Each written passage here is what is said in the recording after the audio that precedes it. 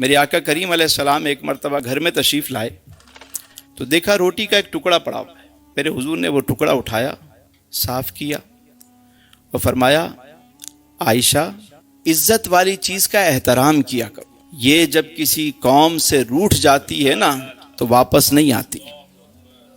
اب آپ دیکھیں کہ ہمارے یہاں کتنی بے قدری ہوتی ہے رزق کی. کہتے ہیں یار مفت کا کھانا مل گیا. مفت کا ملا ہے تو آپ نے جتنا آپ کا شکم ہے آپ اتنا ہی تناول کریں گے نا، نہ کہ آپ ضائع کریں گے اسے. دسترخوان سے اٹھا کر کھانا اس میں مغفرت کی بشارت ہے.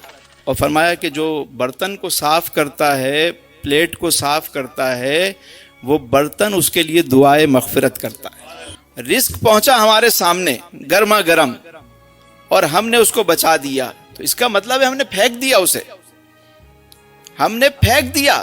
برکت ہوگی یا اس سے آپ کے رزق میں تنگی آئے گی؟